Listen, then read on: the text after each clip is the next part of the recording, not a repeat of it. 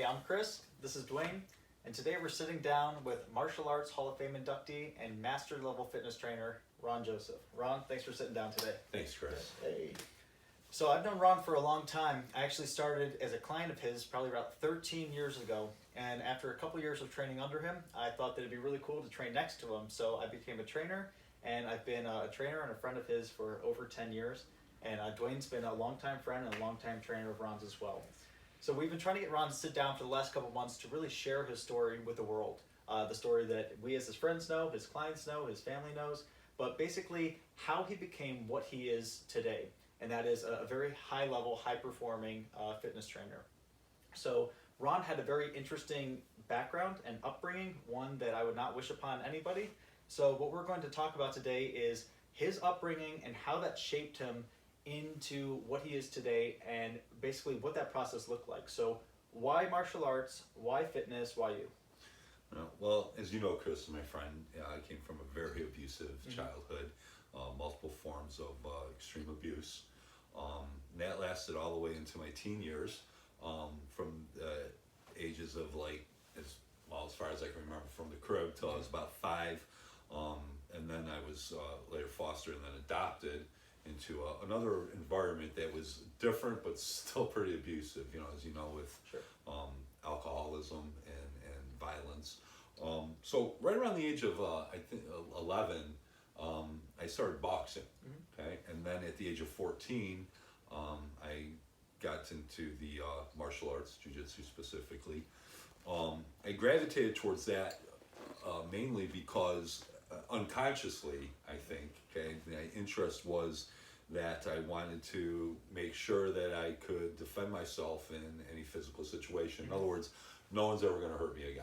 Okay, the weightlifting came around the same time as I started boxing, right around the age of 11. And again, it's very common for people with abusive backgrounds to get into weightlifting, but guys mainly, because the idea is that we're going to armor ourselves to one as a visual deterrent, as a strength too, again, to prevent people from trying to abuse or harm us or bully us. Right. For me, intellectually, however, I knew that I didn't want to just have the muscle. Right. I wanted to have the skill necessary to ensure myself that, no one's ever going to hurt me again. Yeah. You know? And so that kind of explains the martial arts and how those two pair together so well, because although it seems like a natural combination, very few people that I know have a master level skill set in both the martial arts and the fitness. Usually it's one or the other. So going more towards the fitness, what I'd like to know is, how did your training method develop? Because it's not something that I've ever seen anywhere else. It's not a pure training method. It's not something I've seen online or in other videos. It's a combination, it seems from my perspective, to be a lot of experience, a lot of science, but then also a lot of common sense. So how did your training method come around so that your clients get such great results? Well, Chris, I've been training professionally for the last 30 years. And you're right, there's a lot of science involved in it, but like you said, a lot of common sense. I mean, over my course of the last 40 years involved in training, fitness and diet, nutrition, I've tried almost every program, and I've done it all. I've trained in almost every method you could think of, with the exclusion of some that I don't obviously, as you know, recommend. Right. Okay? Right.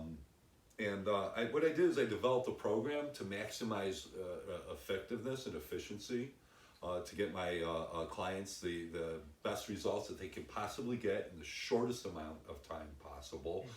Instead of spending hours a week in the gym or hours a week with a personal trainer, we developed a high intensity interval training program that I adopted from various sources. Frank Zane, for example, was my mentor. I trained under him, 3-time Mr. Olympia. I've been in contact with 6-time Mr. Olympia Dorian Yates. Before that, I had Mike Mentzer, Arthur Jones, again, high intensity training, combined with volume training and high volume, low volume. Paired that with an easy to follow and sustainable diet.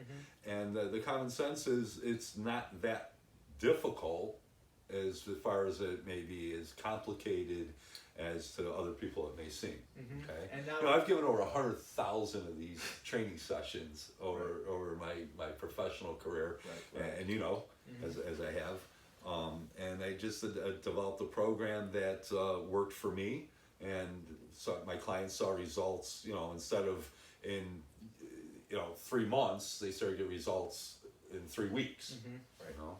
Yeah, that's something that I want to touch on. That something that I hear all the time from our clients is that I can't believe the kind of results I'm getting for the amount that I'm actually here. Because they walk out of here, their muscles are smoked, they're getting great results, and you would think that they're training 2 hours a day, 5 days a week. But I think that it's pretty incredible that your method, it can be so condensed and it is so efficient, so that someone can be in here 3 times a week or 2 times a week in some cases, and people can get professional athletic type of results. That's pretty incredible. Yeah, thanks, Chris. Moving on from the fitness, what I'd like to talk about for a little bit is your passion for teaching, because whether it's with the martial arts or whether it's with the fitness, you always have a very educational presentation style. So anyone who trains with you or trains under you, they always walk out of that session kind of thinking about something, or you're very good at explaining things. So how did your passion for teaching come about? No, I mean, I've always, even as a kid, I liked helping people. I liked helping people to learn. Okay, and it just sort of went hand in hand. I mean, my passion is for helping people to experience a better life. Okay, to get more out of life, to get more value out of it, more practical life experience. Okay.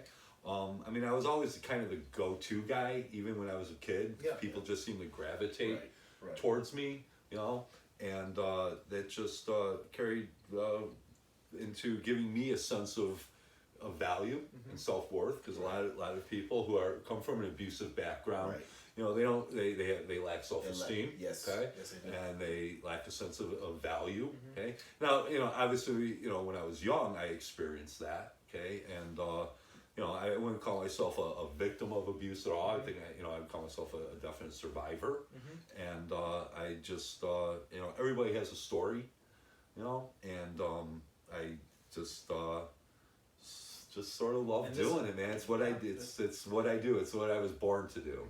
So not only is this a job for you, but this is really your life, and I think that spills over, and your clients can tell, we can tell, and I know that you've helped a lot of people, and so some good came out of what was so horrible in the beginning. Well, yeah, I mean, that's the whole idea, is that for everything that there's negative, there has to be an equal or greater positive, and I always look at the positive side of it, I know that you had said, you wouldn't wish my child on anyone. Well, I wouldn't know who I would be if I had not had my life experiences, So I think that I'm the guy that does the work for the client. I'm the one who's up at, you see me at 1:30, 2 o'clock in the morning, reading through the current research on diet and fitness, what works, what doesn't work, and I apply that to myself before I ever touch on it with a client. So I've kind of done it all. Which is interesting, because you do have such a common sense approach, and it comes off as very straightforward, and it makes a lot of sense, but there's a lot of science behind it. I have seen you, we've all seen you put in the work towards it. So we've touched on your childhood, we've touched on why the martial arts and why fitness, we've talked about your training method, why it's so unique, and why your clients get such great results. I've been a friend for a long time, Dwayne's been a friend for a long time. Thank you for sitting down for this interview, and we'll see you soon. Great, yeah. Thank you, Chris. All right. Thanks, Dwayne. All Good. right, One thing real quick, okay, obviously, my story's a little candid. I think everybody has a story, either good or not good. But if you have any comments or any questions, or if you just want to share your story, please feel free to do that in any of the comment sections below. Hey, thank you.